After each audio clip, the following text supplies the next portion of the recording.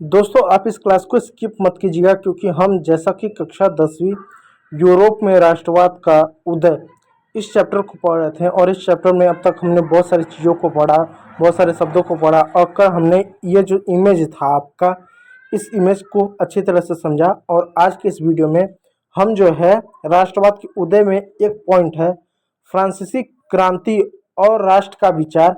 आखिर फ्रांसीसी क्रांति से कैसे यूरोप में राष्ट्रवाद का उदय हुआ और राष्ट्र का विचार कैसे दिया गया, उससे संबंधित कुछ मुख्य बिंदुओं को पढ़ेंगे। तो सबसे नंबर 1 पर देख सकते हैं 1789 में फ्रांस की क्रांति, यानी 1789 में जब फ्रांस की क्रांति होती है तो इससे राष्ट्र का विचार और राष्ट्रवाद का विचार कहीं ना कहीं आता है। ठीक है, क्योंकि 1789 में फ्रांसीसी क्रांति के साथ हुई जिससे राजनीतिक और संवैधानिक बदलाव आए। यानी जब फ्रांस में फ्रांसीसी क्रांति हुई तो उससे राजनीतिक और संवैधानिक बदलाव है। राजनीतिक बदलाव आप देख सकते हैं कि राजनीतिक बदलाव किस तरह का है।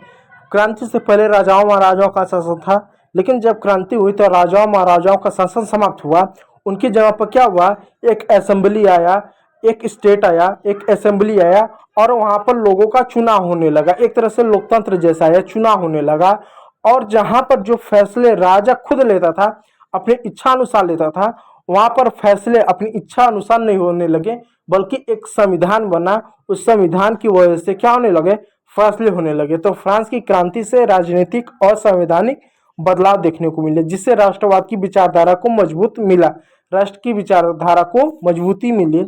दूसरा, निरंकुश राजतंत्र का अंत। निरंकुश मतलब ऐसी शासन व्यवस्था जिसका सत्ता पर कोई नियंत्रण ना, वो असीमित है। जैसे आज के कुछ देश दे सकते हैं जिनके पास सत्ता असीमित है, उनका सत्ता पर नियंत्रण नहीं है, बहुत ज्यादा तानाशाही रवैये का वो देखने को मिलेंगे। जैसे आप उत्तर कोरिया देख लीजिए, जहाँ पर तानाशाही देश है। आप देख सकते हैं कि पाकिस्तान लोकतंत्र नहीं है, वहाँ पर सेना का शासन है।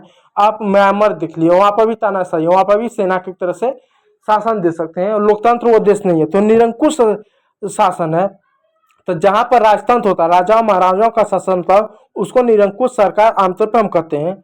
तो जब फ्रांस में क्रांति हुई तो क्रांति ने फ्रांस में निरंकुश राजतंत्र को समाप्त कर दिया और सत्ता अब नागरिकों के हाथ में चलेगी। अब नागरिकों के हाथ में कैसे सत्ता चली गई, जब चुनाव होने लगा तो उनके अपने लोग सत्ता मानने लगे। और चुनाव में क्या होता है कि हर 5 साल बाद हम अपने चुने हुए प्रतिनिधि को या तो हटा सकते हैं या तो उनको पुनः रख सकते हैं। तो इसे सत्ता में निरंकुशता समाप्त हुई। लोगों को अपने राष्ट्र की नियमित क्या नीति तय करने का अधिकार दिया और राष्ट्र को अपनी नीति यानी विचार को, अपने देश की आज़ादी को, अपने देश की स्वतंत्रता को और अपने देश के विकास को तय करने का अधिकार एक तरह से मिल गया।